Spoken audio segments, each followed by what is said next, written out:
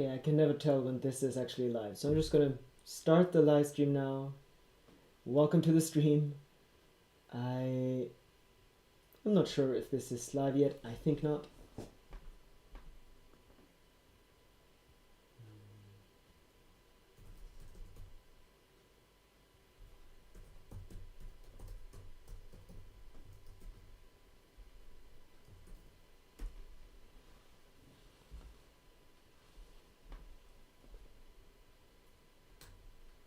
If I am, then welcome to the stream. And I just have to set everything up.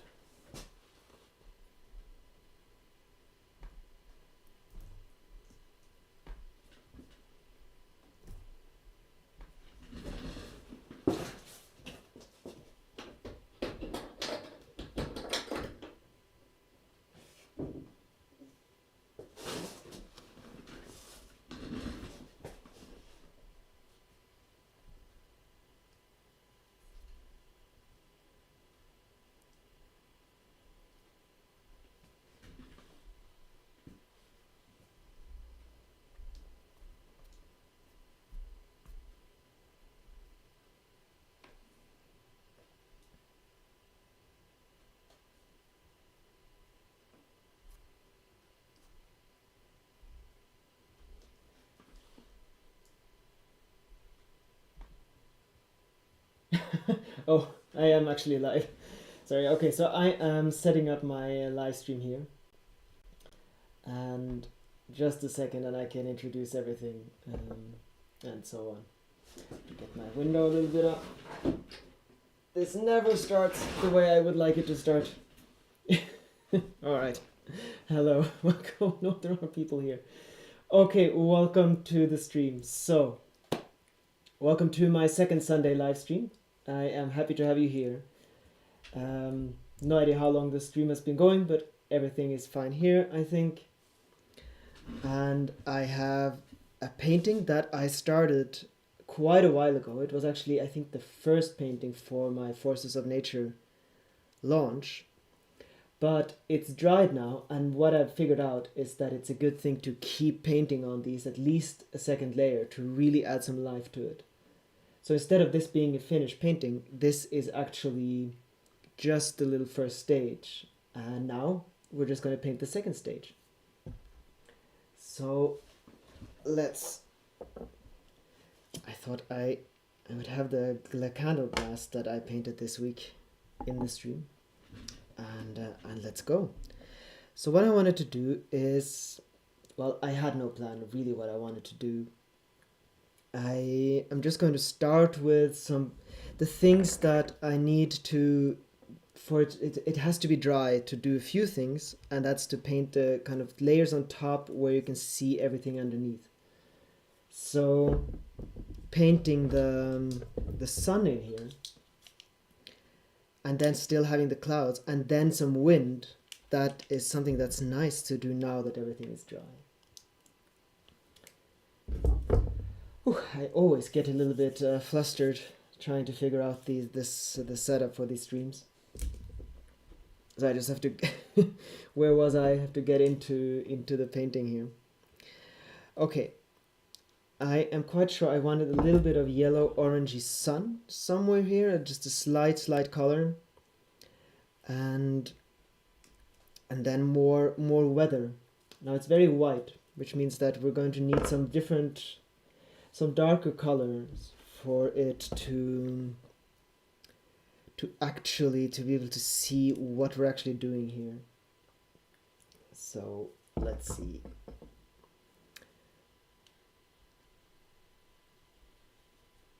So yeah, it's been a busy time now. I started this YouTube series and managed to get the video up today.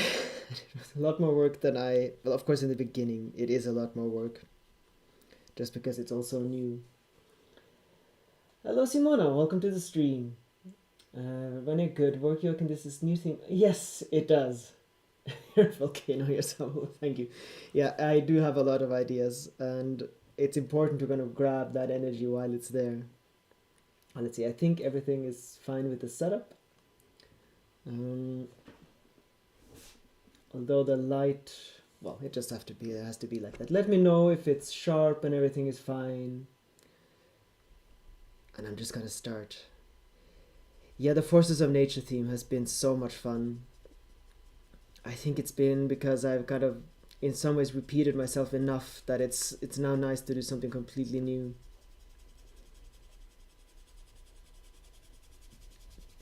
Let's just add some colors here and see what happens.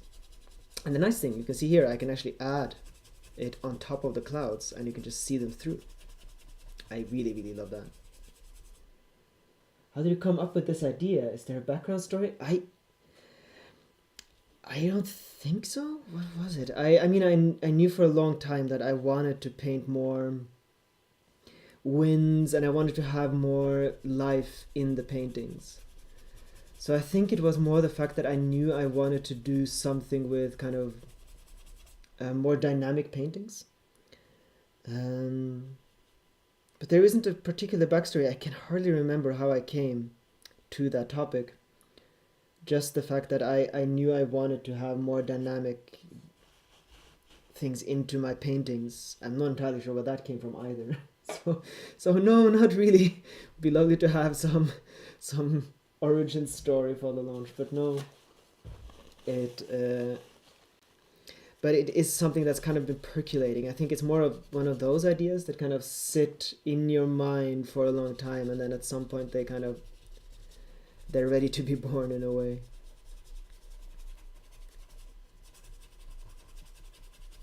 I'm already starting to have some idea what this could be, so it's difficult to describe. Often if I just start to paint a little bit on top of a layer like this, ideas start crystallizing while I do it. It it has developed in time. Yeah, and actually it needed some time before it was ready, because I wasn't ready just technically to do that. I now actually put another tea next to me here waiting, so that I'm always complaining that I don't have enough tea here. Hopefully this time I actually will. So yeah, the darkness is nice here because then we can add white on top of it again. And I really like the fact that the clouds are pulling back into the painting, and it kind of harmonizes everything. Thank you, Dolly.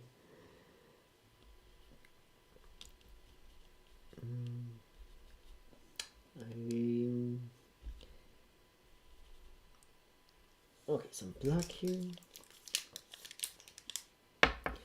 Okay, now that everything has begun, I can kind of calm down.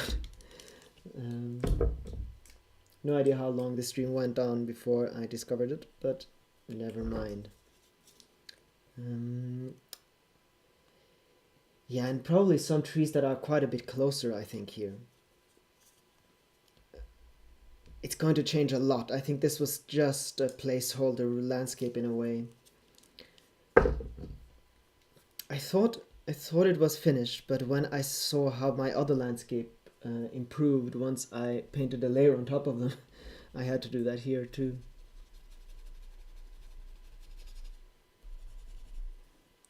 That's not the right color.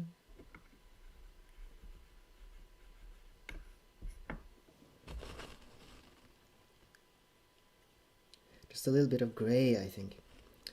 So I just want to frame it a bit, and I want, if I have white here, I don't want anything else here at the edges to be lighter than that. That's kind of the main reason why I want something at the edges, but it shouldn't be too different. Hi, welcome Oilpainting. Welcome to the stream. Nice to have you here too. I got the live stream the moment you said it had started. I don't know if it went for some time before that. I don't think it went on for too long. It was a few minutes when I couldn't see if it was on.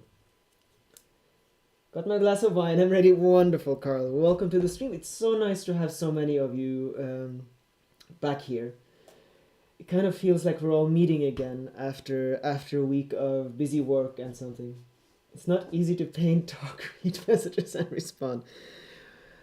I'm getting used to it, and it's always more difficult at the beginning of this stream, and after a little while, it kind of settles in, and I get more used to it again. I actually really like the format of responding, and I think my mind is set up in such a way that it kind of likes frequent distractions. I'm glad to be here finally. Needed to mute the stream. Oh, I still have a lot of work to do. I can understand that. Well, then at least you can follow along the what's happening, and you can read the chat. But I won't. I won't think that you can hear me. Like your nature motifs very much. You seem to have very strong. Thank you, Lara Luna. Well, I'm not sure if it is that strong. I have quite a vivid imagination in the sense that I can see the landscape, but of course I always paint in some ways the same kind of nature landscapes, and I always go off of the things that I painted before. So I'm not that creative. I'm more kind of a workhorse, I suppose, and I build upon the things that I already have. So I think there are people that are a lot more imaginative than I am. It's kind of its own process, this. I always kind of build upon the things that I've learned before, and then I can add some new things. So thank you, but I in some ways I don't think I have too much of an imagination in that sense. But perhaps I'm wrong. I will stay here, have a good time. Very good, Movet.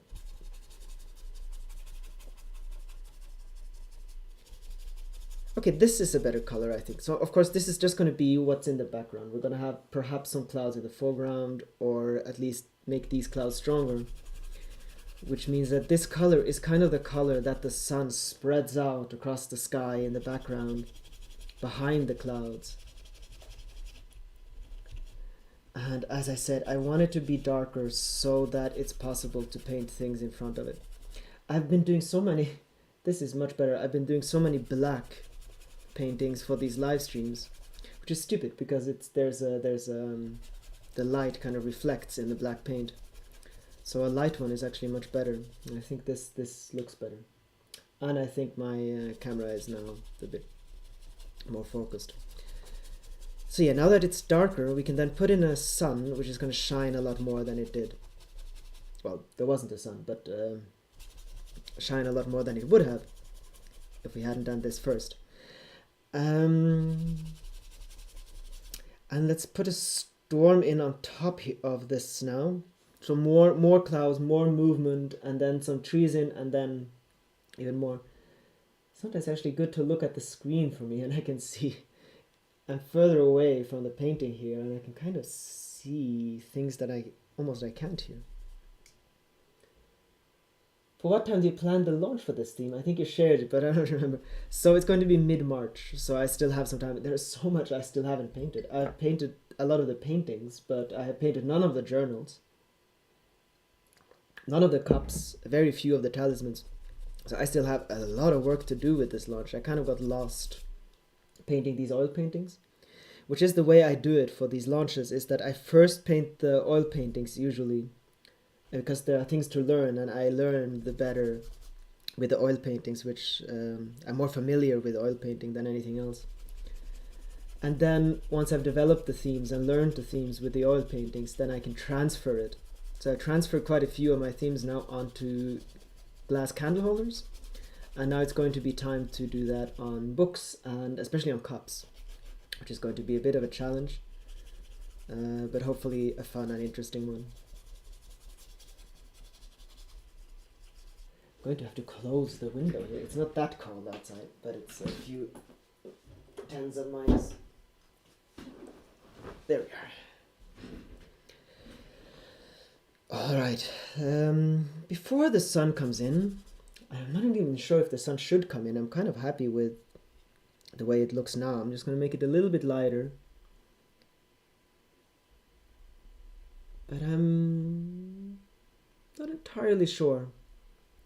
I'll have it a little bit lighter, and maybe there'll be a sun, or maybe it'll just be a little bit of white kind of behind the sun here.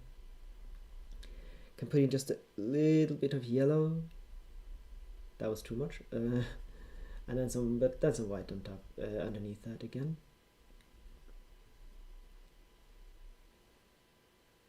Something like this. We can always go back and see if it needs anything else. And how to paint over the landscape.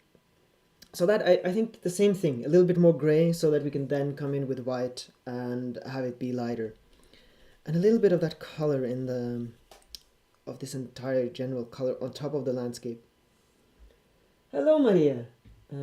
Have you seen any dog sleighs around Finland?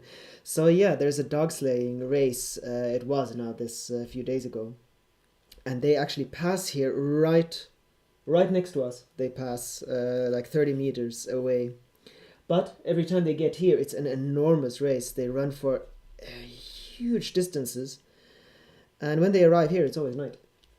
And the only thing we hear the dogs, and we can just see the lights go across the lake.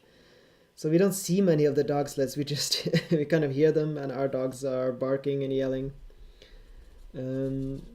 But there's not that much going on, because it's in the middle of the night when they pass. So we can see the tracks the next day, and of course our dogs are just completely insane. They wake up the next morning, and I mean, to them, it must be like all of their friends and all kind of strangers. Everyone has just put a Facebook post out in the yard. And they aren't used to meeting many dogs here. It's so our youngest dog, Alva, she was just completely lost her head when I was skiing with her here. And I actually held cookies in front of her nose, and she didn't see it, because she was just so through the wind with all of these smells. Hello, Susan. Welcome. Everyone is here today. That's wonderful. It does seem to have an effect that I'm finally scheduling these streams. So I'm so glad that so many of you are here. So yeah, we haven't really seen much of the dog sledding, but we've seen a lot of the after effects, and it's very cute because it's a race that goes over a day or two, and they actually have to sleep.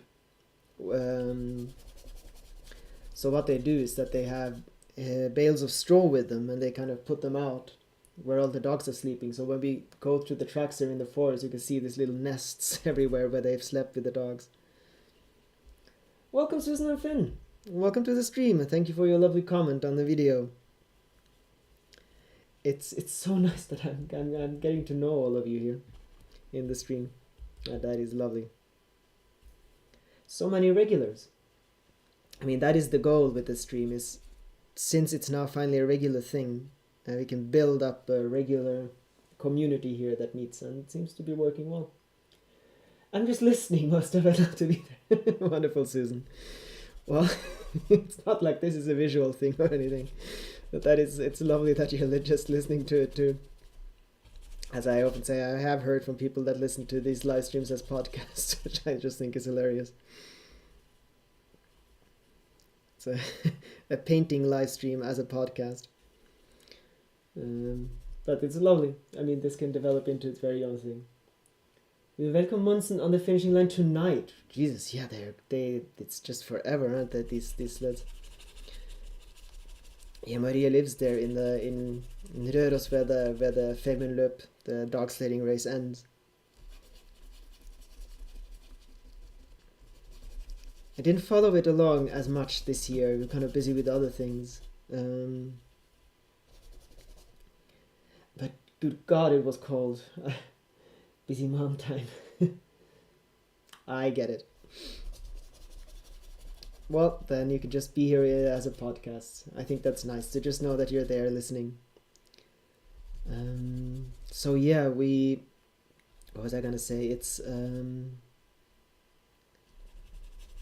I do lose what I'm talking about sometimes.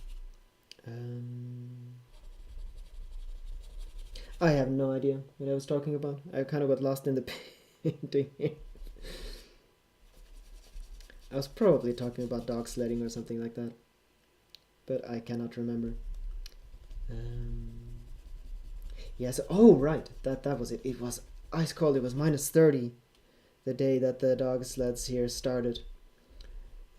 So we had some loose plans of going and watching the opening, but I'm really glad we didn't actually. It was just so cold. Kind of reminded me of the Christmas market, and I think I've had enough of that cold for now. Although, hi all, hi Linda, welcome to the stream. So exciting to see you painting live. I'm from Pennsylvania, US. I love painting. Oh, that's wonderful, Linda. Thank you. Really glad to have you here.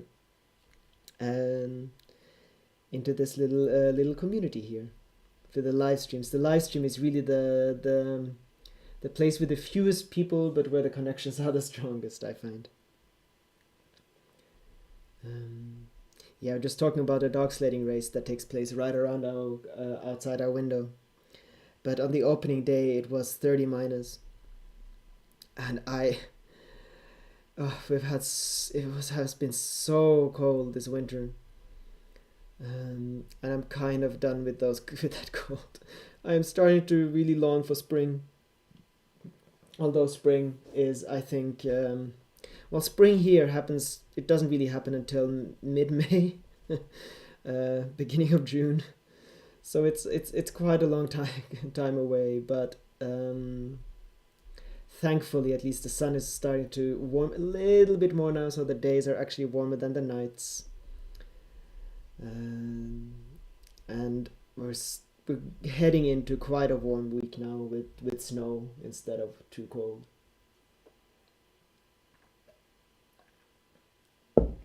I'm just painting here. I'm not really thinking too much. So now I am getting the storm clouds in here, and I'm just really going off of instinct of what I think looks nice. It's the lovely thing when you paint on the second layer like this, is that a lot of the kind of difficult thing is done, and I can just go a little bit more of instinct and what I think looks nice. And things can kind of happen, which is what I'm just letting things happen here. And once we have the clouds and everything, we can just put in some trees and just let everything, let one thing kind of follow the other. But I think as often, I mean, the painting that we started with here, I think was a little bit still. There wasn't much movement in it. And I often find now, more and more, that when I paint the second layer, it just gets so much more life into it. And I'm finding that now too. It just looks a lot more busy now. It does look a little bit chaotic, but we can... I mean, a snowstorm is chaotic, so in some ways I kind of like that. The question is if we should have some darker clouds here. I think not. I think just something like this, really get the movement. It's already quite dark, and we can use that to kind of create the movement of the whipped up snow here.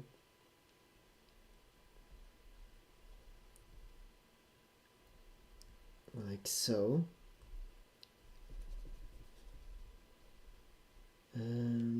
This needs to be lighter. And I think I shouldn't just do clouds everywhere. I mean, we want some trees and some landscape, but the landscape we can paint in again afterwards.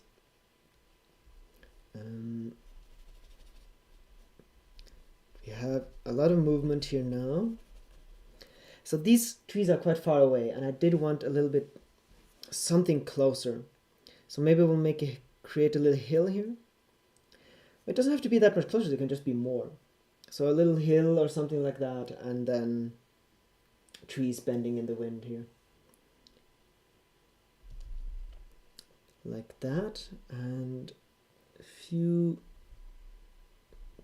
kind of clouds drifting in from the side. I think a little bit lighter here. I do think I want a little bit of a sun. Something like that. And then let's paint a little bit of a landscape in, I think. What I want here is a little bit of that highland feel, a little bit of, let's say, like I did on the glass. A little bit kind of like a Norwegian highlandy feel, so that the wind is kind of storming over the hills and taking with it the snow. And so there's kind of a lot of snow in the grooves, and then on the top of the hills there it's bare and you can see the stones. In this theme of yours, in your works, what strikes me is the sensation of movement and strength. Oh, that is wonderful, Simona. That is exactly what I'm hoping to create here. That was kind of a point with this launch, is that I want more movement into my paintings. So this entire launch is in a way to kind of get me to create more movement, more dynamism in the painting. Let me get a little bit further down, and I think if I move like that, that's not good, so I need to do that, and I can move a little bit forward. So I need to lean in a little bit now. We're coming to the detail work. Let's see, something like this. That's a lovely observation. And that means that I have at least managed a little bit of what I'm hoping to achieve with this launch and this theme. It's just really the movement in nature. So not just the trees and what nature is kind of made up of, but also this dynamism in energy, the movement, the life, which is so much more than just plants and stones. It really is it is everything, and it has so much to do with the wind and kind of fires and different kind of just dynamism in nature. It's very difficult to explain, but I think just movement, heat, cold,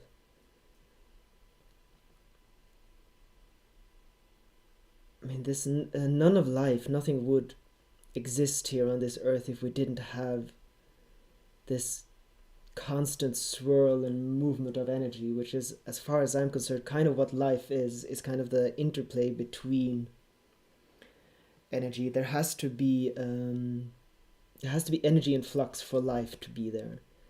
So I think the first life, as far as we know, kind of came from around the geothermal vents in the ocean, where kind of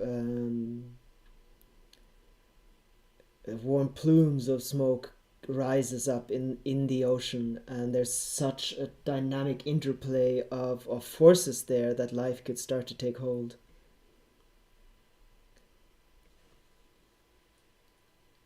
Thank you, Krasi. I appreciate that. And even as far as I understand, is that fire is almost a unique thing to Earth, because that's actually something that has to do with carbon life in action. Every time you look at them, as if you were looking at, that is wonderful, Simona. Yeah, I want so much more dynamism into my painting, and this is really just the start, I think, of what I hope to be able to create. I am still young, after all, I think. Thank you, Cassie. Well, hopefully I can do that in colors and paint.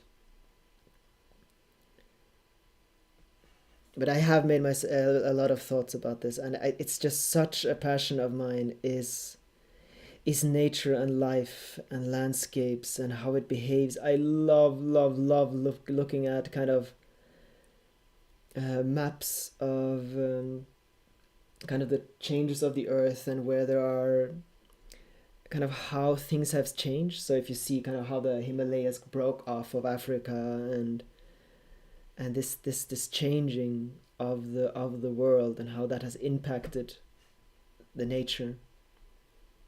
Or kind of climate maps, where you see where kind of the warm currents crash into mountain chains and rains down and makes it completely a desert on the other side. And there are some wonderful people that are able to just completely read a landscape just with one look at it, and you can see what had happened if there was a river here 1,000 years ago. How the particular kinds of mountains kind of crumble in particular ways. So the entire interplay of how this world has been created and is changing, and I really, really want to to have that into my painting. It's a very strong interplay between my passion for nature and why and what I paint.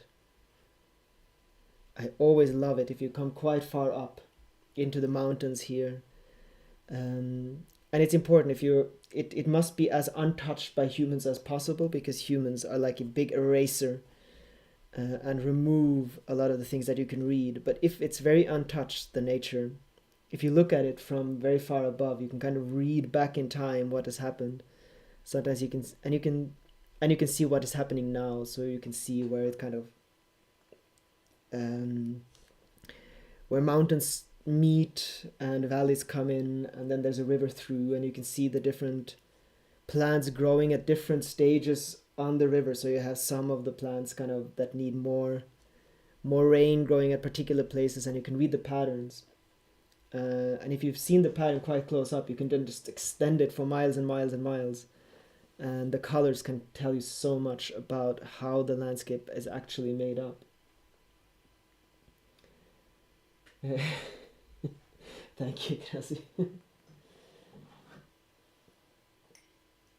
Yeah, so a lot of these, that's kind of what I was talking about images. I'm just making myself a little bit of more tea here.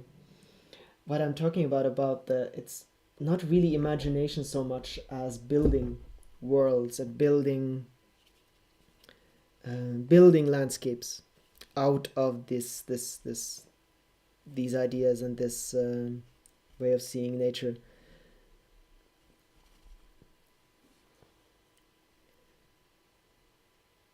And at some point, Lena and I, we do need to travel more to see more of these things everywhere around us and in the world, and be able to paint that. But I think I still have a lot of ideas that I can, things to learn. I mean, the more you observe an area, the more you can kind of keep observing it and learning more. So now I'm just painting in the landscape again, so that there's actually so there is actually a landscape here we can place our trees on. Now that I'm talking about all of these lovely colors and trees and so on, of course, this is just a snowy landscape. There's not that much of this going on. Still have to figure out where the hills are, how the proportions are, how the landscape is kind of set up here. I have not found the time to paint for a long time. Oh, that is lovely, Krasi. Absolutely. Do take a palette with you next time, and we can paint together. I should probably do a live stream like this at some point, but just a fresh palette, and you can kind of follow along if you wish. But for that, I think we need some more people, and I need to set it up properly. But we could have a live stream like this at some point, where it's kind of a let's paint together kind of a thing, and it's possible to paint something easy. But of course, I mean, that's our painting course, so I probably shouldn't take anything away from that. But it could be a little add-on or something. But definitely, I love that idea when people say that they've taken out their oil paints or watercolors or something and painting along to the stream. Even if I can't see it, in some ways I can feel it.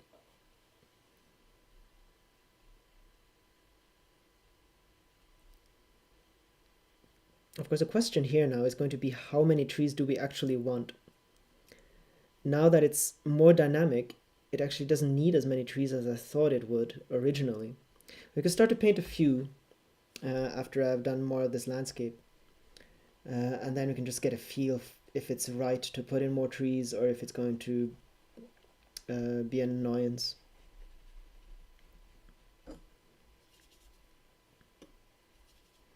I'm painting more of little kind of shadows and stuff. In some ways this is stone, in some other ways this is shadow. I'm kind of imagining that this is kind of the ground that's being swept away by the wind. The snow is being swept away. I love these colors. Your voice is healing. Oh, that is wonderful, Susan. Thank you. So yeah, I'm trying to imagine here that the snow is being swept away from the stone. up in the mountains here, there's basically always so much wind that the snow can barely really settle on top of the hills. Of course, this doesn't have to, this, I mean, it can always be in early winter, this, where there's only a thin layer of snow.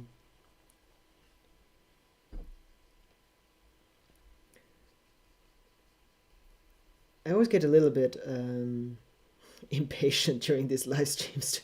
Sometimes I can just sit like this for a few hours and just kind of paint to and fro. But of course, in the live stream, I do want some things to happen. But let me get a few more of these details down, and then I think it's time. I want to obscure, actually. I want to obscure some of these lines. I never like it if you can see my lines too clearly in a painting.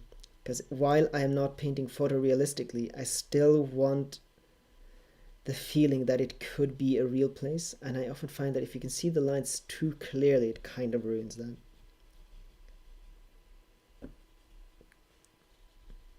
So I'm just trying to obscure the lines again. I find that it always makes it more realistic too. Very few painted lines in nature.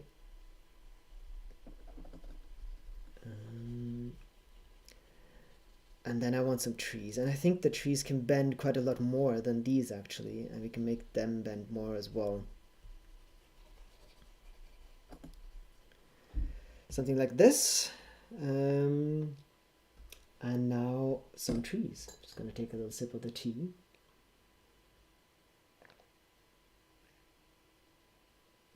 Alright, I'm just going to have to figure out which brush. And then I don't want to paint with too thick a black color right away. Or at all. A little bit of brown, a little bit darker. So I think there's only really going to be birches here. I mean, far up in the mountain, in the area here, there are really only birches. Other trees can't really survive. And they grow like tiny little bushes. It's the same tree that can be 30 meters tall. But up in the mountains, they can really only get a few meters, if that.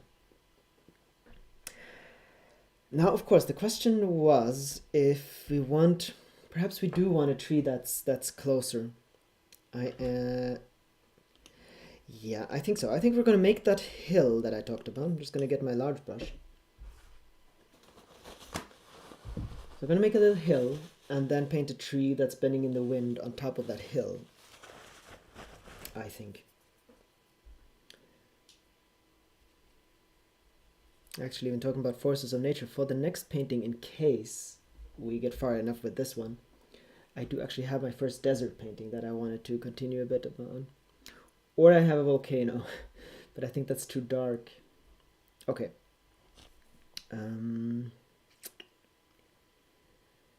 So did we want a hill or not? It could just be in the foreground here. I'm just going to start to make some details that are closer. I would need to move these trees quite far back, so we'll need a little hill like so.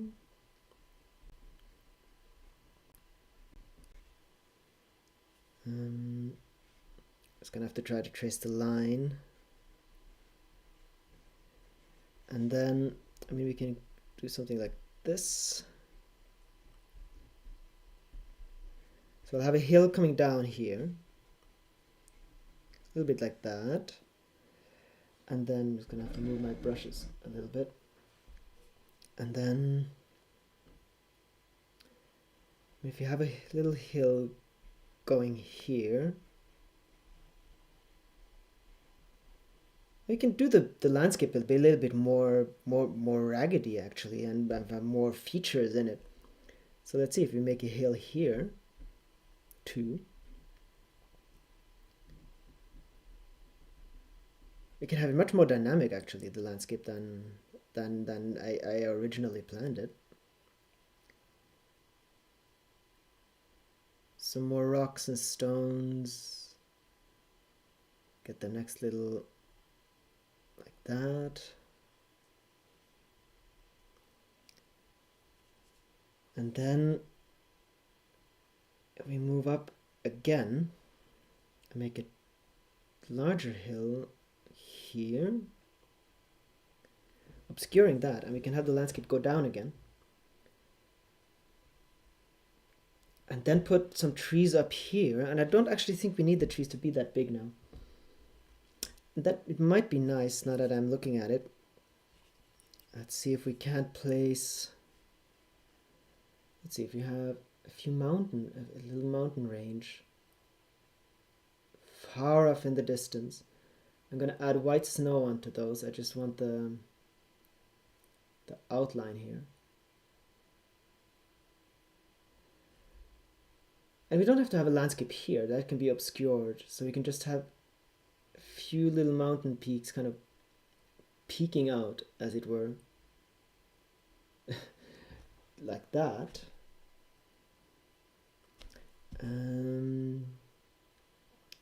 This can be in some ways a little main part of the landscape that we want to focus the eyes on, and we'll place a little tree here, and we'll get the should place the tree now. I'll go in and do the details on it later. But then we have the size of everything, and it's actually closer than in some ways than I thought. And we'll have the tree clinging to the hill, and it's a birch, so we can have more branches kind of coming out from the base. I'm gonna need a different brush for this, but it's kind of practical to use this one right now. Something like that, and there. Have a little hill over here. We can have maybe some trees there too. I'll just fill the landscape a lot more. And then we'll kind of frame it a bit more with some of this at the edges here, so it doesn't just disappear in the end. So we'll actually have the entire landscape, and we can have the focus in here. Okay, let's get the trees down with the finer brush.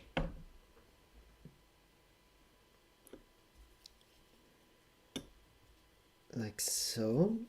I'm just going to go around and plant trees. Not going to do them too detailed right away. Here we can have more of a kind of a bush, but we do need to make sure that the proportions are right. So they do need to be like so. Okay, it's going to be a tree apparently. There.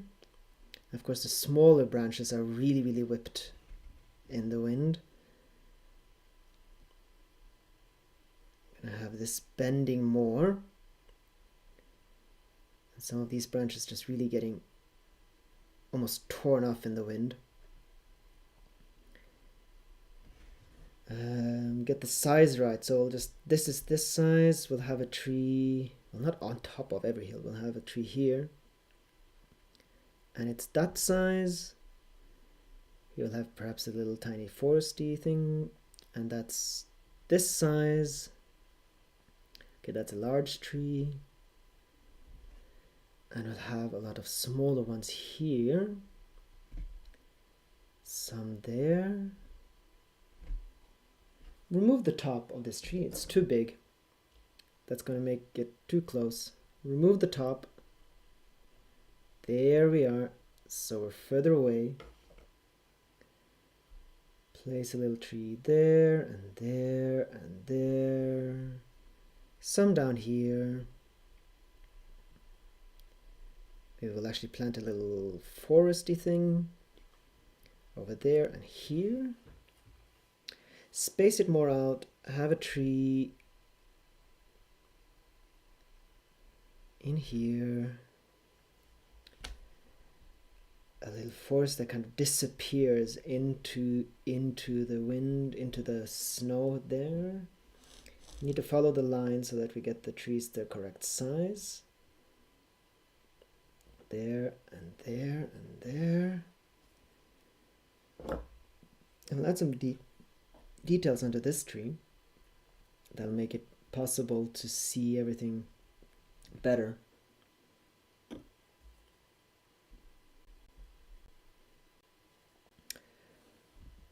It's coming more together now, I think.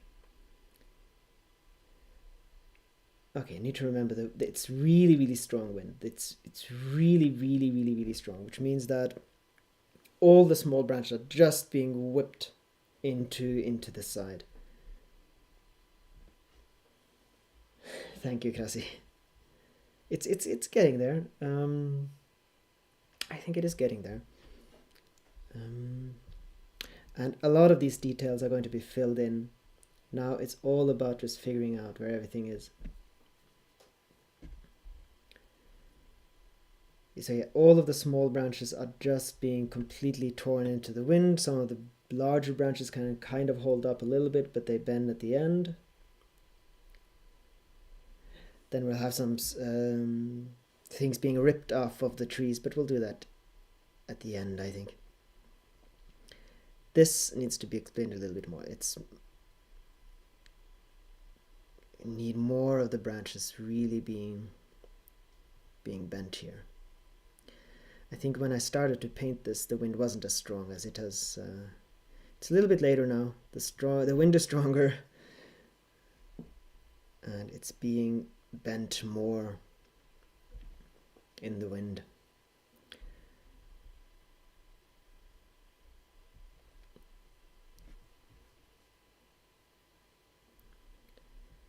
This should be like that.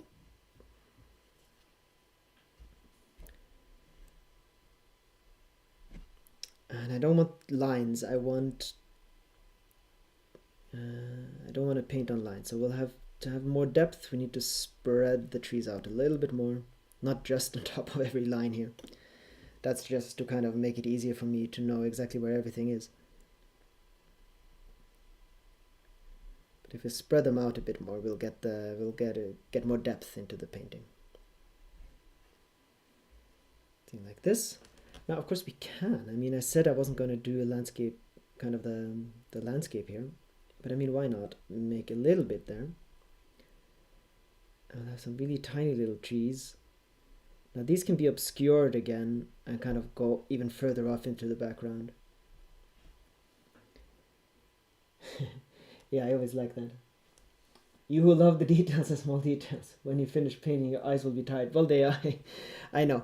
After I paint a painting like this and I really go into the details, I do feel a bit strange. I can't paint the tiniest details for too long. That really isn't about the time. Is about sometimes I can paint for hours and hours and hours if it's something that's you don't have to concentrate too much. But if I have to concentrate a lot, I get tired a lot quicker, of course.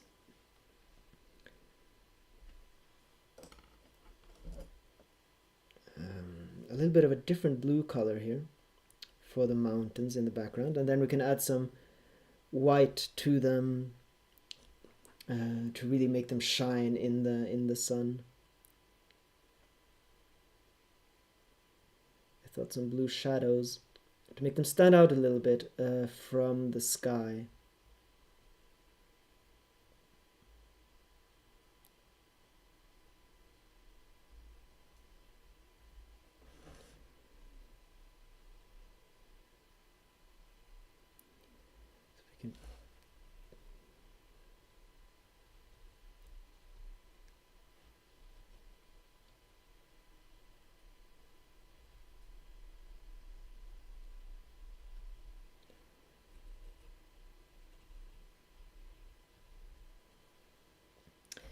Like that, and we'll just add just right away so that I know a bit how they're going to look.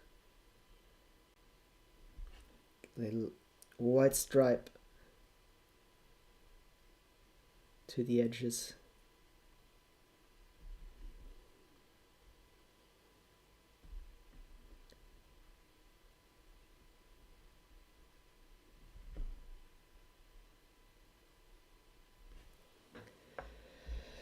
There.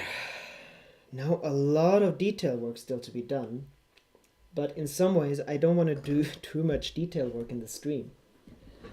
What I am considering doing now is to change to a different painting, where we can get a little bit more dynamism into the painting again.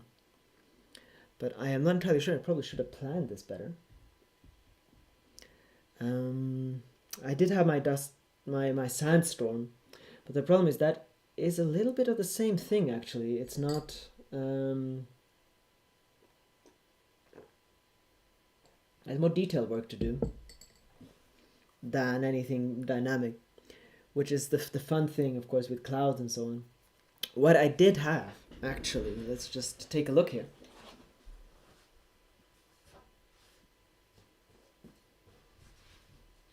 I did have this that I was actually originally planning. Let's see if that has too much of a shine to it. But we can do something like that. So I think we're going to do that. I'm going to remove this. Well, I'm going to remove the entire thing. I kind of have a little setup here so that it doesn't move too much. This painting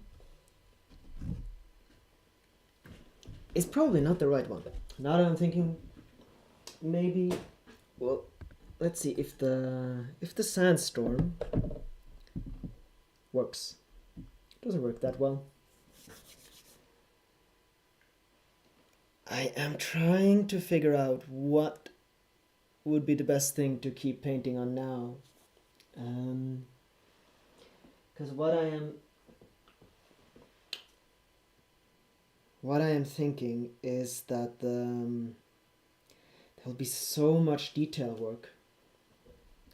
So either I keep on with the sandstorm or let's see. What I really liked about this. Okay, I'm going to do some loud thinking here. There's a lot of detail work to be done, which is just tiny little lines, not that interesting.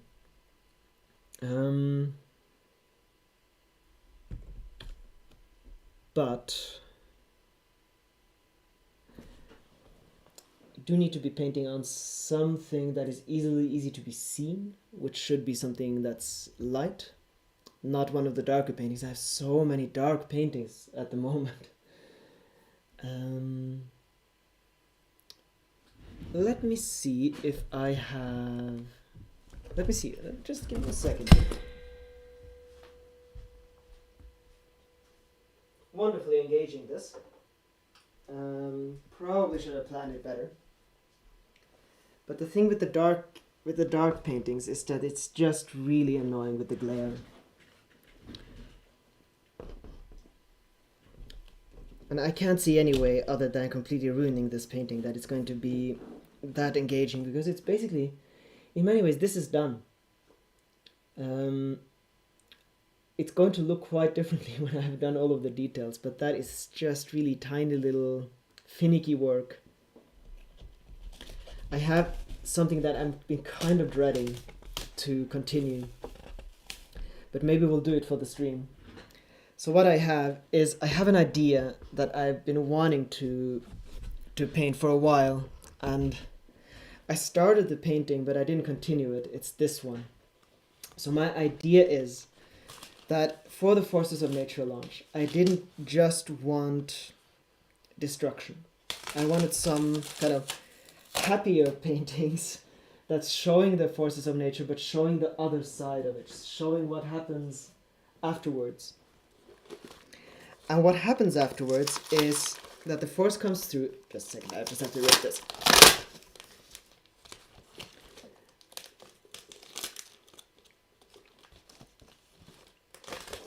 There we go. The force of nature comes through and destroys. Hi there then. Well, you're coming at a bit of an awkward moment. So I'm trying to figure out what to paint next. Having some issues with deciding exactly what to paint next. What I'm kind of landing on is this one. I do need to prepare the background a little bit because it's not sitting well on the board. So it looks scary. I removed the painting from this board. It was a little bit scary, but it worked. Yeah. So what I wanted to say is that when the force of nature has come through, it then renews the landscape, and it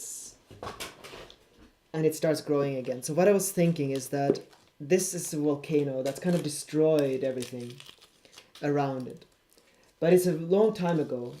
And what of course happens afterwards is that volcanoes are incredibly fertile areas for growth, for plants to grow. So my idea was to show that. So I wanted to paint a volcano landscape and then paint the green shoots that come up afterwards to show how a destructive force of nature like a volcano actually renews the landscape the same way that fire does. So after fire comes through and it looks like a Mordor landscape, it then starts to grow again, and it becomes even healthier than it was when the fire came through.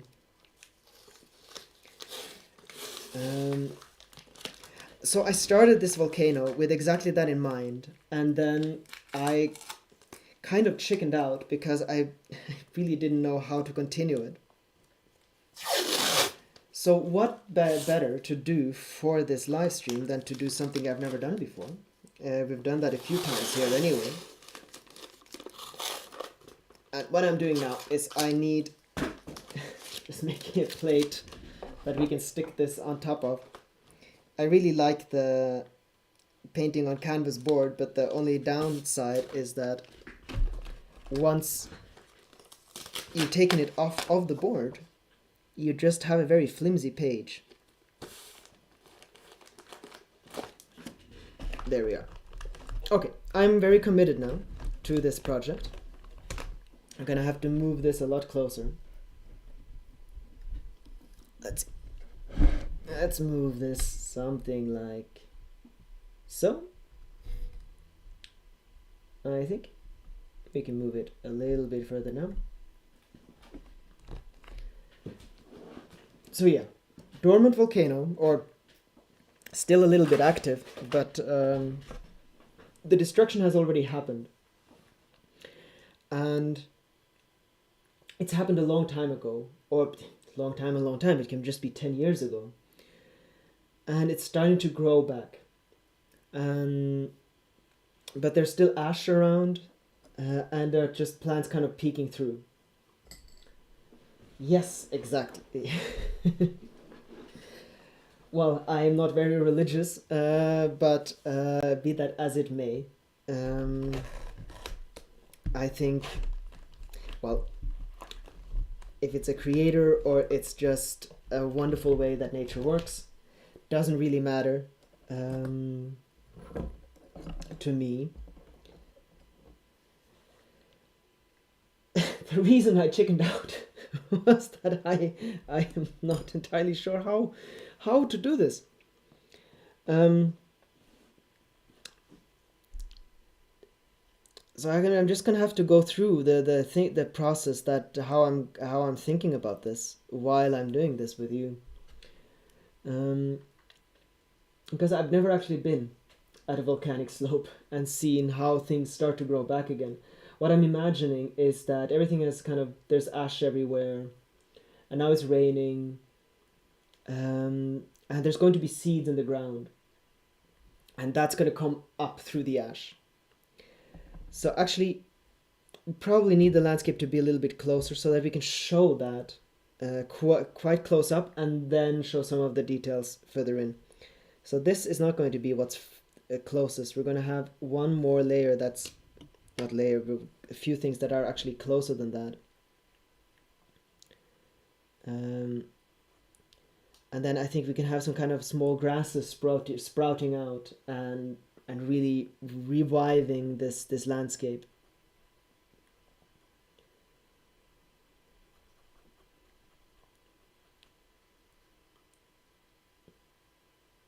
I sorry, Lynn, I think you have to write that again.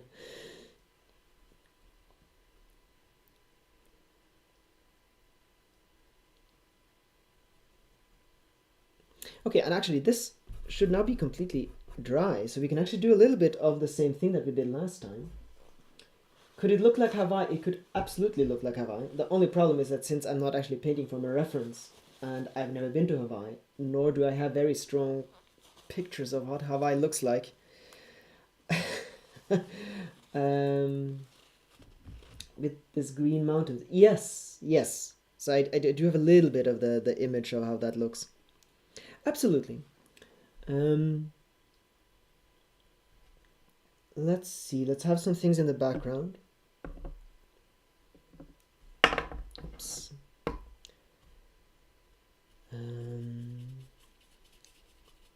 Now this can be further away, this mountain, which means that we can just kind of add a little layer on top of it.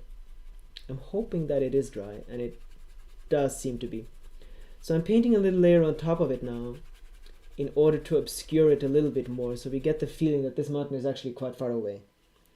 And a lovely way to do that is, once everything is dried, you just paint a very thin layer of blue on top of everything. You could pronounce Hawaii like Bulgaria.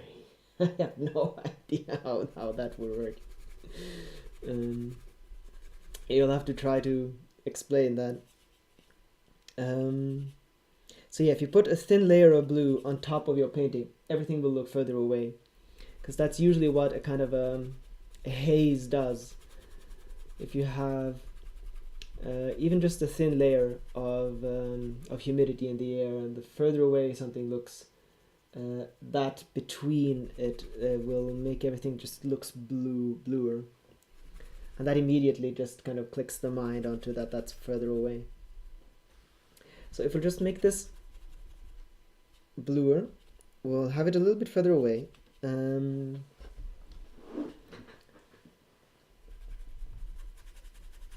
then perhaps we'll put in a little light source, and we'll make this a lot happier than it looks now.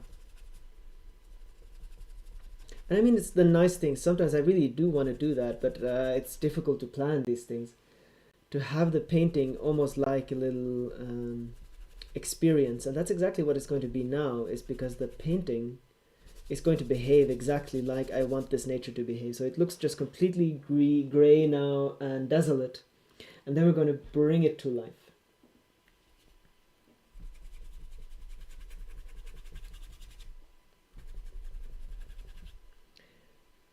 But we do want to know that it's a volcano, so we'll just put a little bit more smoke in. And I mean, there are volcanoes that smoke every now and again, even if they're not actively spewing lava. So we're just imagining that the smoke is kind of drifting out, and it's kind of going in different directions. It's not a strong plume or anything like that. It's just kind of releasing smoke a little bit. Always kind of threatening, but I think essentially this is kind of a friendly volcano at the moment. Krasi, you do have to tell us now how Bulgarians pronounce Hawaii.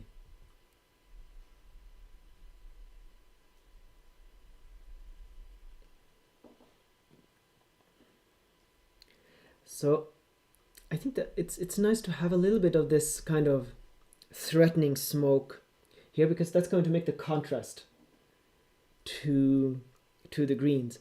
And an idea I had, and I think we're going to do that here, is that we're going to have a little light source, a little sun here, and that's going to have a few little sunbeams, and that's going to hit the first growth of green. So instead of having a really green slope, we're just going to make the first little signs of hope coming through the ashes here. So maybe we'll have kind of a sun here, and we'll have a little light beam come down, and that's going to shine on some little green shoots coming out of the ground. And I think that's going to be more effective if we have the contrast. You use the V sound instead of W sound for the W letter.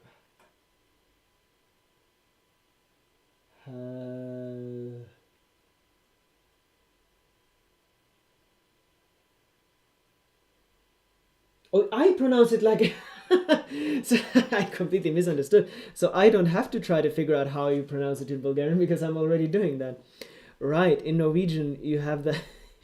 Yeah, in Australia I got a lot of people did comment on that a lot and made fun of me because of my V sound. The I don't have the V, I have the V. The Viking, the Viking.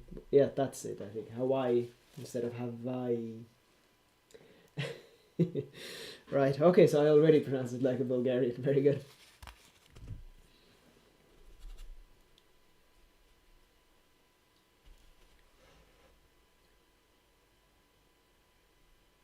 So, and then of course it's going to be a little bit darker here. Let's get that sun in. I'll have an idea, and if I'm going to paint the sunbeam, it needs to be before I start to paint too many other things in it, because that's just going to ruin it. I need I need a different brush. Do I have my sunbeam brush? No, let me go and collect my sunbeam brush. It is this one. I actually painted gold with that, so I really need to clean it really well. But this is my preferred brush at the moment to paint sunbeams. Can't really explain why, it just worked really well.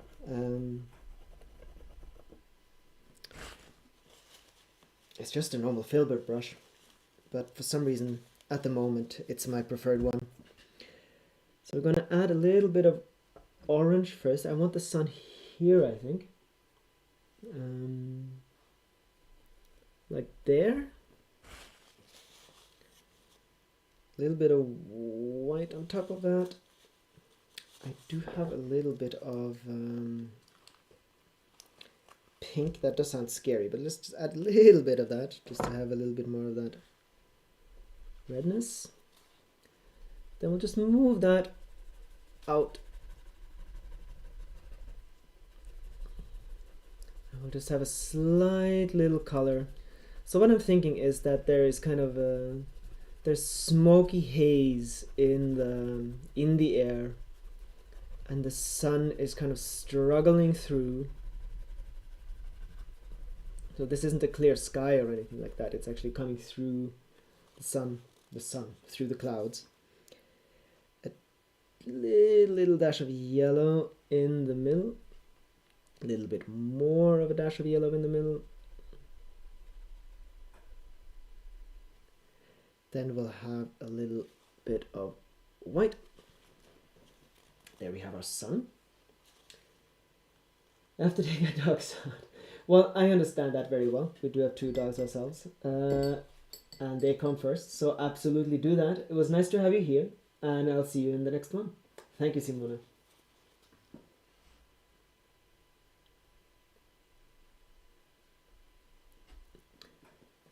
There we have our sun peeking out. Let's make the sun a little bit bigger. Just shining through. And then I need another brush so that I can make a sunbeam. And the sunbeam should be a little bit of the same colors. So what I do for sunbeams, if you've seen my shorts, you know how I do that. I'm just gonna place it here on top of the sun, and then I'm just gonna trace the line.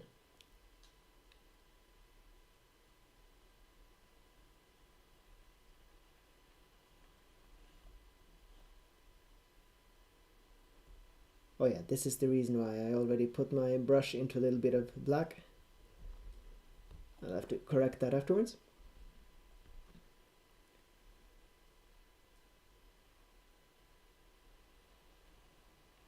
It's always so scary.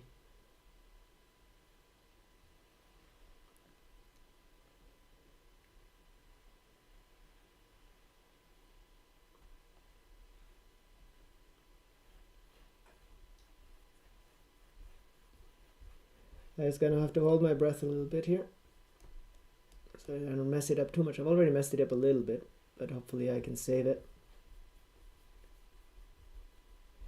very awkward angle to do this. Hi, hi Andreas, welcome to the stream. Well, we still have almost an hour to go. That's the good thing with these streams. We are making a hopeful volcano.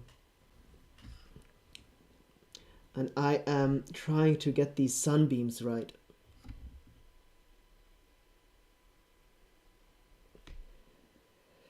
Whew. Like so. I'm just going to make a few more, but that's going to be the main sunbeam.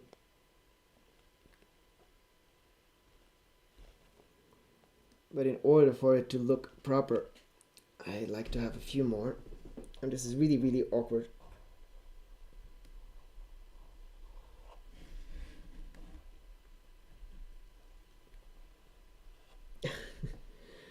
Like that. And something like that. Like, okay, so there, and we'll have another one, I think, here. Okay, I'm gonna be happy when this is done. It can hit. So what we're doing, Andreas, is that we are creating a painting showing the aftermath of a volcano. Is this going to be the name of the painting? Yeah, I think so. This is the hopeful volcano. I like it. Lena is the one that names these paintings. Usually, I'll suggest the name Hopeful Volcano. Let's see how hopeful it becomes, but that's at least the goal here, is to have it quite hopeful. Whew. So we want the sunbeams. I should probably just have chosen a shorter brush, actually, I think about it. Volcano of Hope sounds really good. That sounds a little bit more poetic. The Hopeful Volcano sounds a little bit like a children's novel. There's nothing wrong with that. No, I do actually need the large one, so that I can hold it like that.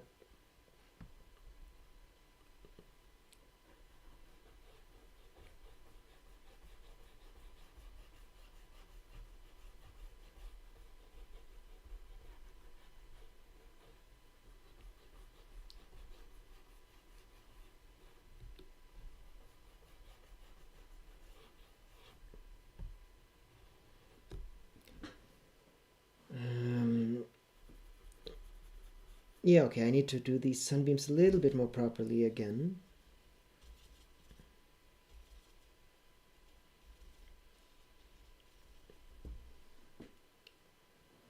So that we actually have the stripes properly.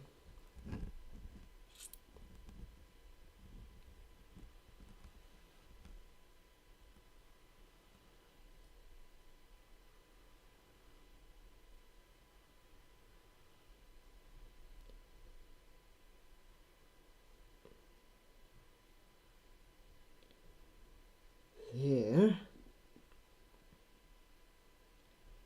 Because this is the sunbeam that's really important. That's going to hit our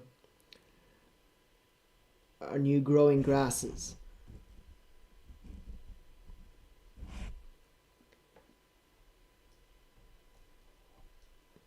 Oh no, that was the wrong place. I have to make sure that the beams come out of the same place, the sunbeams. Because otherwise it doesn't look right. Because we only have one light source and the beams need to come out from there.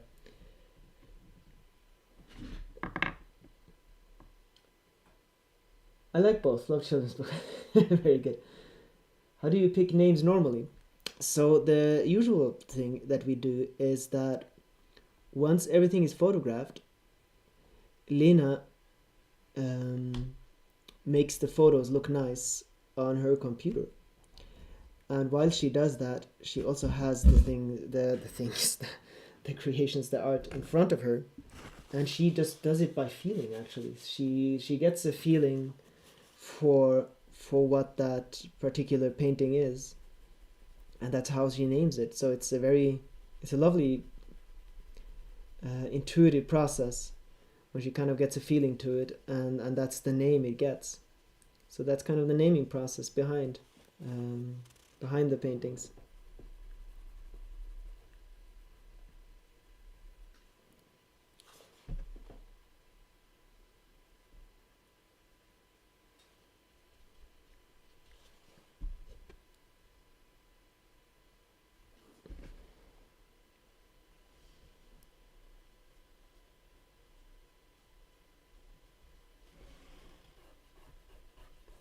I'm starting to realize why I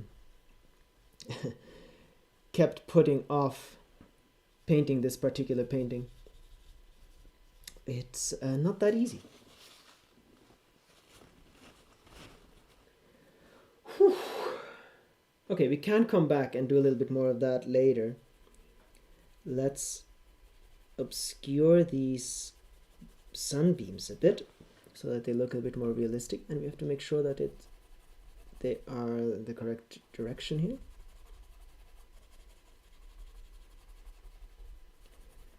I wanted to start on the hopeful part. And I think we're just going to start with some grasses. I don't have any clear images of what kind of plants should grow here. But grasses, they're quite universal. At least a lot of them are.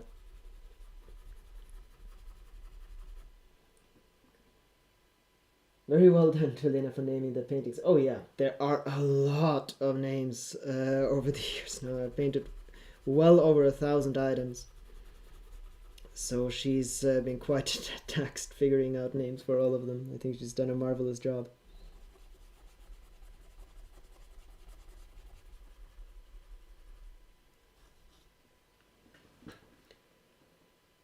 Something like that. This needs to be obscured a little bit more. Something like this, and it looks pretty already. Thank you. I just started watching. I like this one. The mountain looks great. Thank you, Ines. This is, well, we're calling this the Hopeful Volcano. And the reason is going to be apparent now, because now we can actually start with the main theme of this volcano, which is regrowth. So let's get some of this volcanic ash down here, or some earth and some rocks. So what we're going to do now is, because as I was saying, this painting is going to show how life comes back after we humans call it a natural disaster, but of course it's just really a part of nature. It's more of a disaster since we then happen to live there, and we have short lives. And of course, for us it is a disaster when a volcano comes and our homes are destroyed. For nature, however, it is not. It is a chance for a lot of plants to grow. And while volcanoes are probably less of a natural part of nature than, for instance, forest fires, I am sure there are plenty of plants that then spread their seeds and everything else is gone, so that when the volcano strikes and everything kind of just disappears and it's burned away, some of the seeds that then survive have a golden opportunity to establish themselves. And I would assume that the same kind of evolutionary tricks that they use after forest fires are probably used after a volcano too. It depends on how the volcano strikes, but I would just imagine that kind of this ashen landscape is full of nutrients, and if they're lucky to be some of the first ones to then colonize the area or to have their seeds spread there,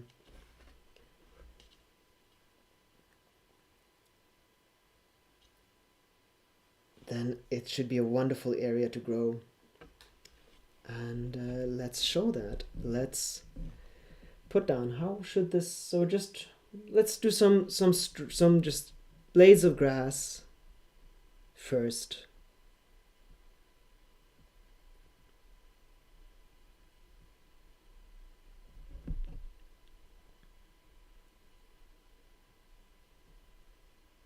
So fresh grasses are coming out and greeting the sunbeams.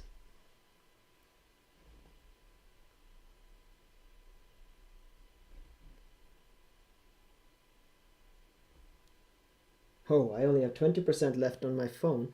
Sadly, it isn't working anymore with my charger did start to work again after a year, but only for a very short time.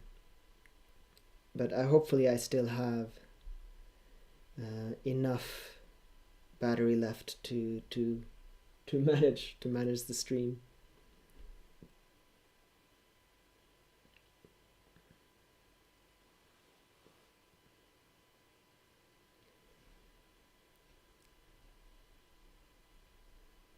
So here we have the very first shoots coming out of the ground.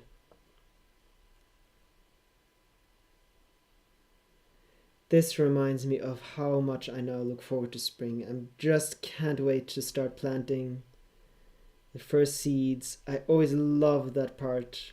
When the first seeds come out and you follow along with every single new leaf that the plant is getting. At some point, of course, it runs away and it grows faster than you can kind of keep up with. But in the beginning, just every new leaf is special. And I can't wait, but I have to wait a little bit for that. Let's see, I'm trying to remember, for instance, like a passion flower or something. How are the first? Just or a banana plant. A banana plant, I think, just has one leaf when it comes out of the ground.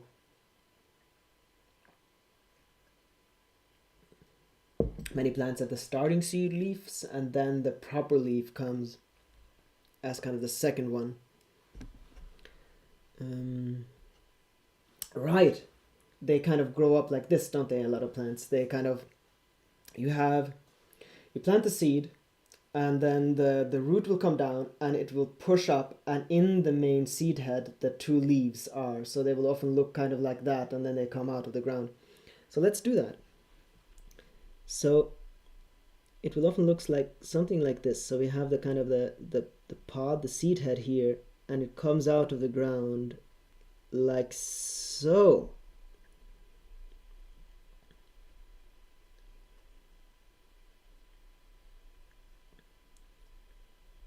I'm kind of imagining that there's new growth here, and we're very close up, and plants are kind of bursting out of the ground.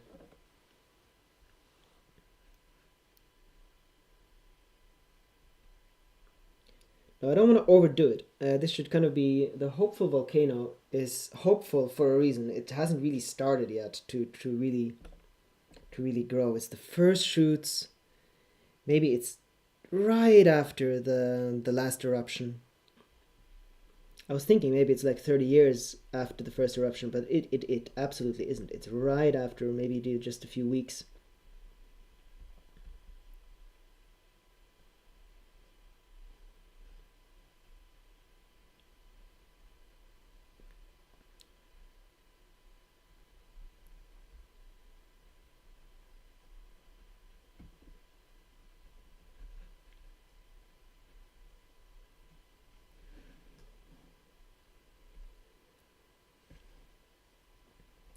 Now I do want some more colors on these plants here and everything, but we just need to kind of establish everything first.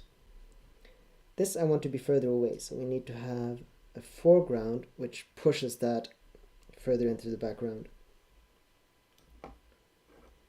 It's very good. It's very good that it is hopeful, and it's going to be even more hopeful because we're going to make the sun light them up. I'm gonna have a little bit more hopeful grass.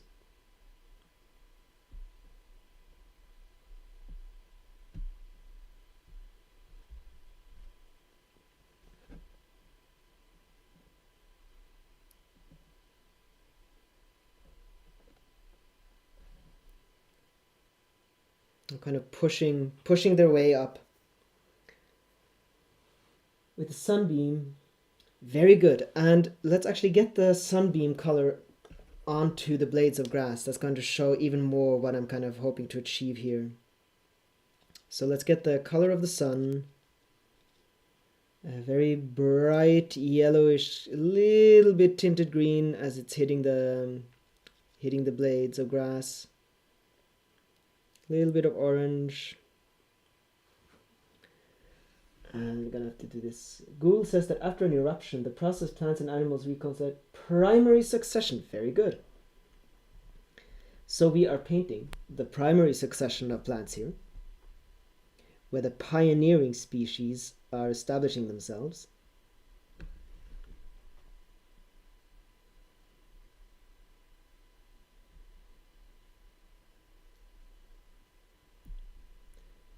And in this particular landscape, that is mainly grasses, apparently.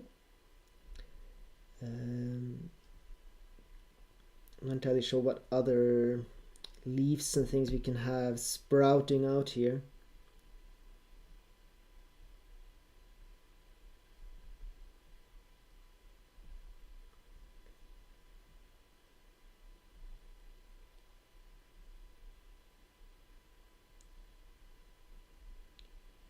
And I'd be happy with a lot more volcanic facts, actually. It's nice. So they are kind of, and it should probably be even more hopeful. We'll have to figure out if there's a way to make it more hopeful. Of course, the stones should be lit up here too, with our hopeful sun. We'll just add a little bit of color to the ground.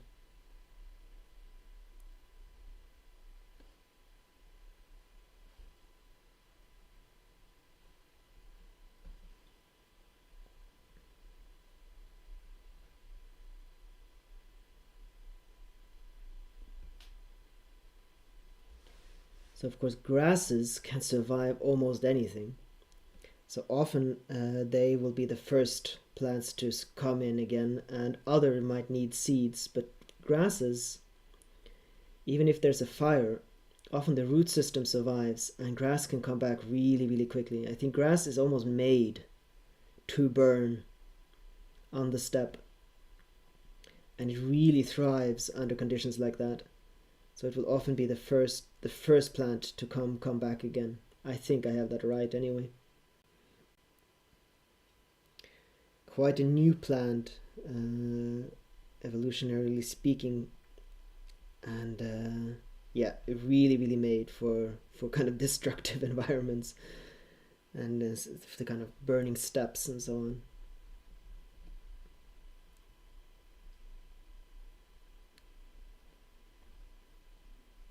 I don't know that much about volcanoes and kind of if there are plants that are kind of,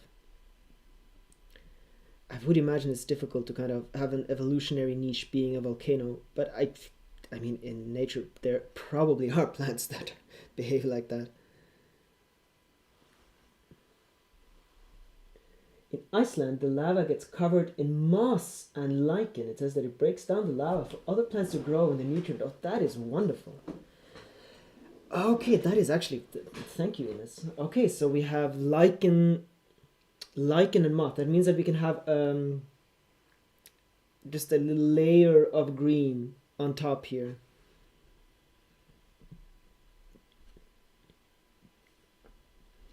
Which means that we don't actually have to go to Hawaii, because I don't I don't know any of the plants, and this can be more of a kind of an Icelandic environment, which is much more similar to here in Norway, just with volcanoes.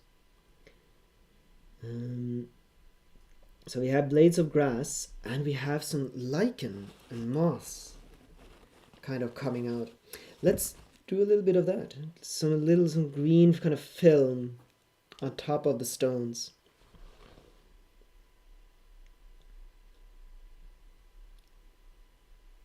A different color, I think. Let's have just so we know that it's not the grass.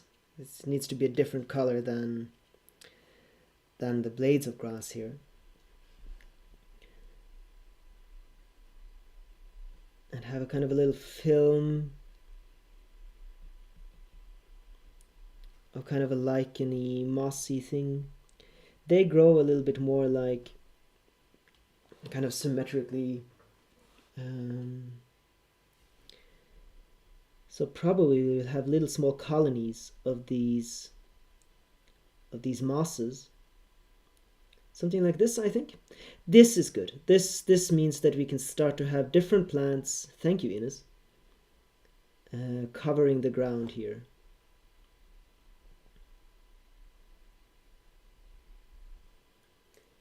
I watched a video about a volcano eruption that happened in Iceland, or is it actually still? It is actually still happening. Yeah, I know. I've been following that too. It basically threatened, and I think it destroyed parts of the town there. Which, as I said, for humans, of course, these things are much more destructive because we don't thrive on fires and volcanoes and so on. It's looked really, really scary. I can just imagine living in a place where suddenly your home is just swallowed up by a lava flow.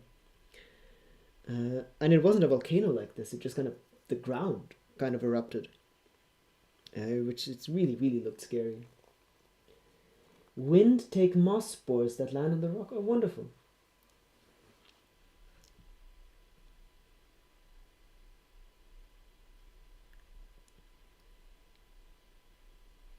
Yeah, mosses and lichen, really these kind of primal plants that have been populating this kind of unhospitable environments for so long that I can only imagine that they are some of the species that are best adapted to this.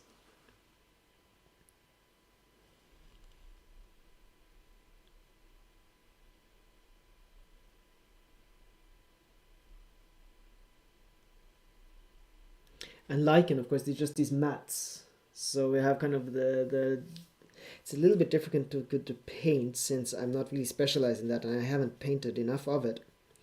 But often they just grow in these mats, don't they?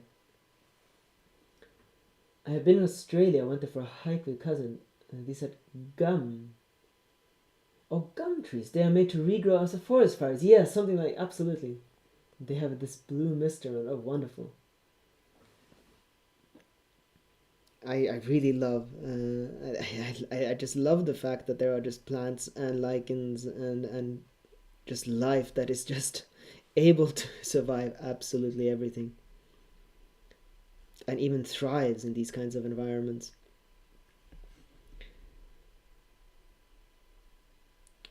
So I just created this little moss here that I'm just spreading around because I'm just imagining that it's kind of one of the first plants that is growing, and then I would like to have some kind of dark brown lichen mats that we can spread around too.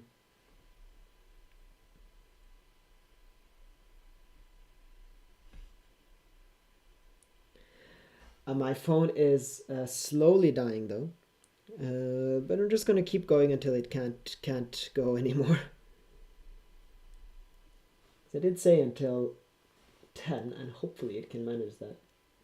It is incredibly fascinating. I love all of these different ways that nature behaves and works and grows, and this interaction with forest fires is something. I mean, I knew about it, but only recently have I really started appreciating how that. And I think a lot of people have only started to appreciate it lately with all of the forest fires that are happening at the moment because we have been fighting them too efficiently,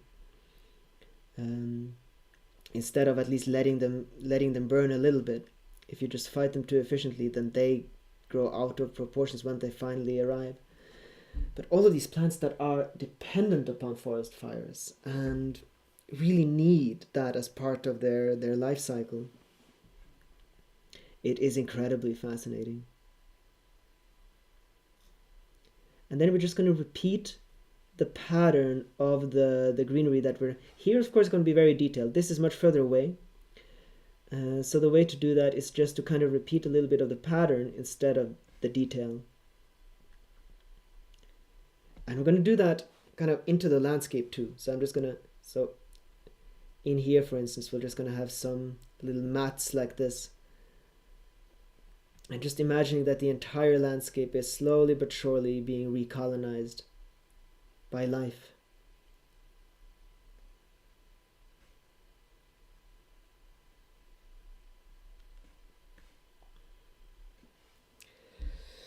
And then we wanted, yes, I wanted, so it's very helpful often to just establish a few plans. And as far as I can know, is that when there's a volcano, there's a forest fire or something, there's going to be a few types of plants that are the first ones to go. So you'll just have this ocean of like 2 or 3 plants, and then all of the other plants will kind of come in their wake. So I think here we're just going to decide that there's grasses, there's this moss, moss, and we're going to have a brown and maybe a blue-green kind of a lichen.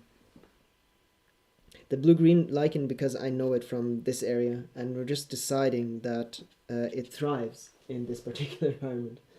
The moss covering the lava in Iceland is very fragile. If damage may be done, oh right, there are signs warning not to walk on it. Right. Yeah, it's not used to. It's not like grasses or something. I can imagine that like that, but actually aren't used to having people wandering around.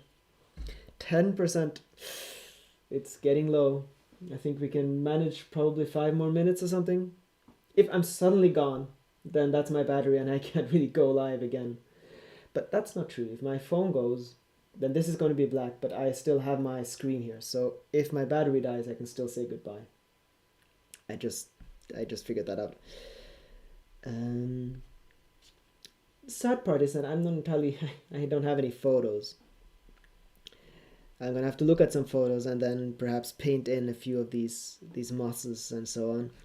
What I did decide here though is that we have well, kind of a blue-green. I think that might be nice. We'll have a blue-green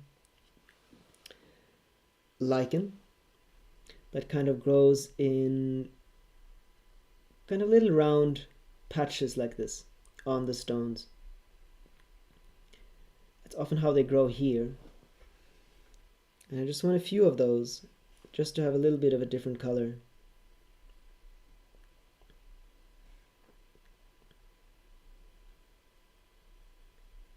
I mean, on the stones here too, in the mountains, it's just incredible how much life there is on stones.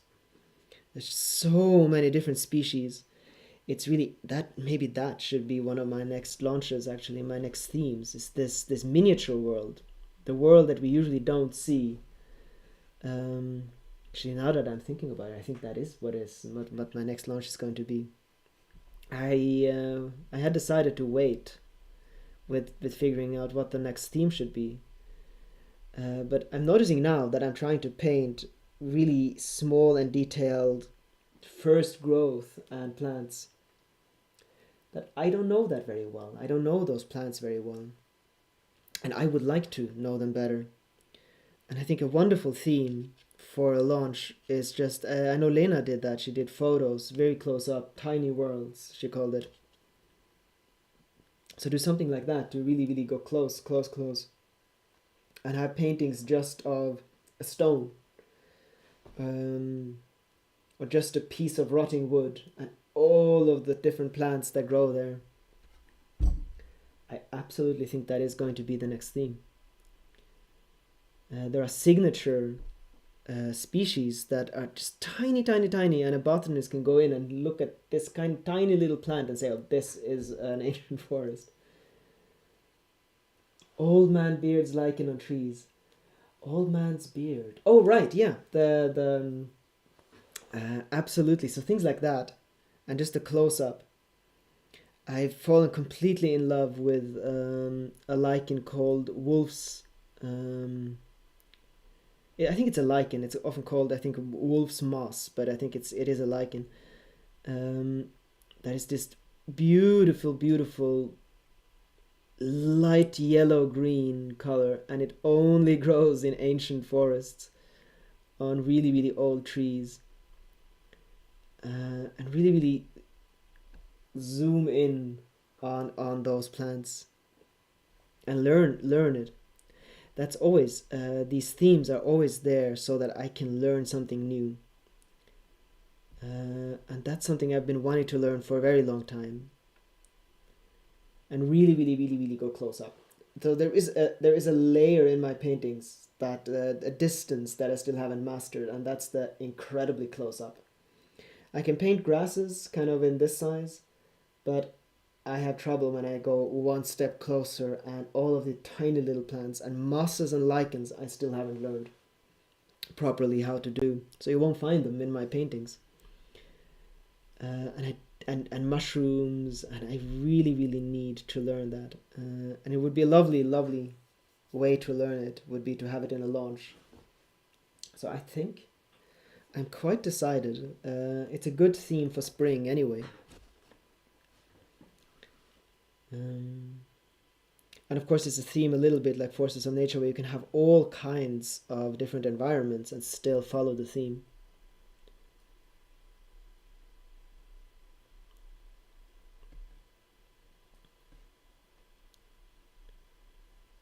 So no, it's of course I don't have to decide this until mid-March, but it is definitely something that would be fun to do.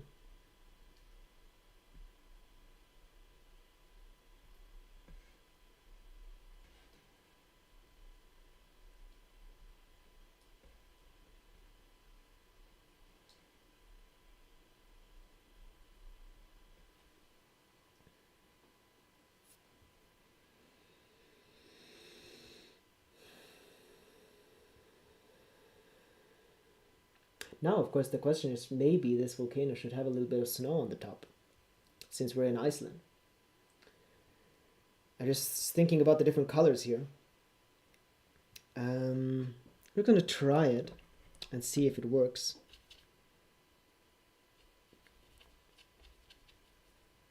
Should I do that?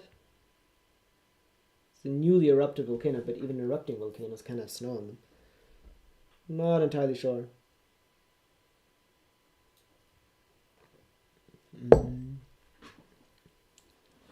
Let's have to take a little look at this. The sunbeams need a little bit of work, but of course I would like to have the plants painted here before I do the sunbeams. The sunbeams are probably going to be painted on top of it a few times again.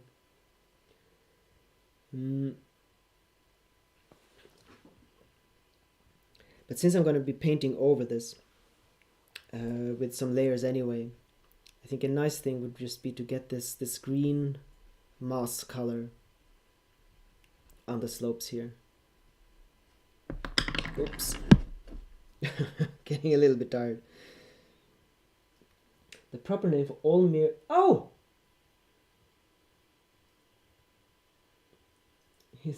Oh, I thought it was... Yeah. Old man's beard like... Yeah, the wolf moss is just so bright, and I have only seen them in our ancient forest. The second you step even a few meters outside of the where the old forest is, and you can see where people have chopped down the forest, the wolf moss disappears. So it's such... I've just completely fallen in love with it. And of course, a lot of lichen, as Ines said, is incredibly sensitive. And sometimes if there's a road too close, all of the lichen disappears and so on. So they are just such incredible plants and so sensitive, bless them. That they often really show if there's a primal, vibrant, well-functioning ecosystem or not.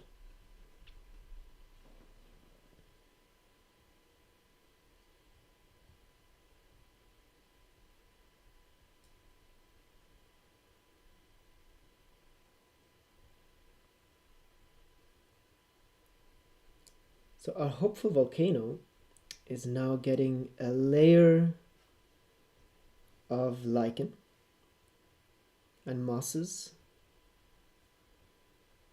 Just kind of so we have the feeling that it's kind of growing a layer here of life.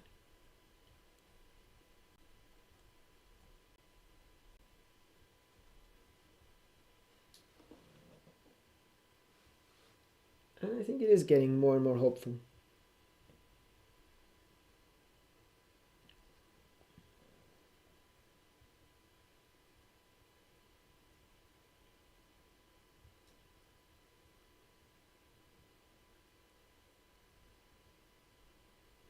Maybe we'll have some sunbeams hitting down here too.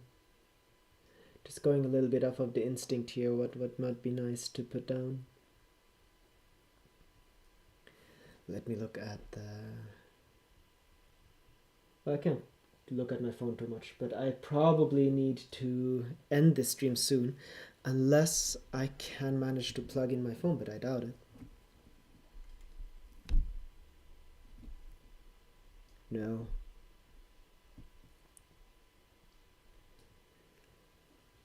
No, I think this probably is it. I would like to not end the stream while this this disappears. And I think we've gotten quite far on this volcano. I now have a good idea how it should continue, and I'm really glad about that, actually. It's good to have taken this opportunity to keep painting on it, because I had been quite stuck and a little bit scared of continuing it. I agree, Lynn, actually. I think it's it looks a bit absurd, but that's kind of what it is, isn't it? It's new growth on a volcano. And I'm actually really enjoying it. I was just thinking maybe we should have a very slight little layer of orange here in the volcano. Something like this. Because it is still a volcano. Just had this thought while I was trying to say goodbye here. Maybe something like this. I'll have to work on that a little bit more, but I just thought a little bit of color into the volcano too.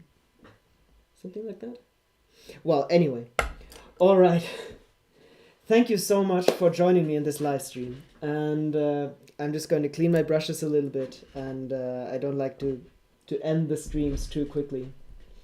It's always such a nice time to have you here, and the time goes so fast. But next Sunday is going to come very soon, and I'm going to be interested to see what we're going to work on there then. And yeah, thank you for joining me for this stream. Thank you, Ines. Thank you, Krasi. Thank you, Lynn, and thank you for all of the tips, and a lot of the things here on this volcano I wouldn't have done if it wasn't for this live stream. It's always so nice to have this interaction with you. Yeah, good night, Carl.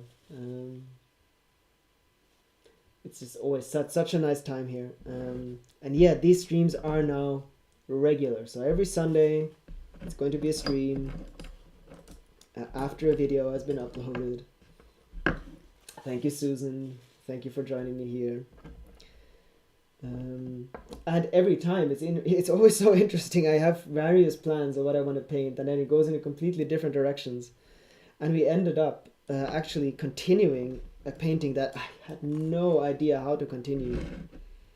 I think I'm going to put together a little short video of this, because I did film the start of it, so it could be fun to kind of to show you the entire process of how the volcano started.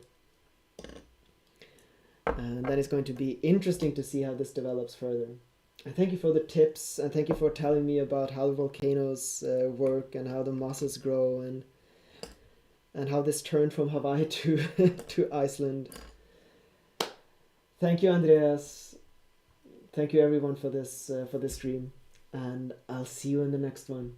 Thank you so much.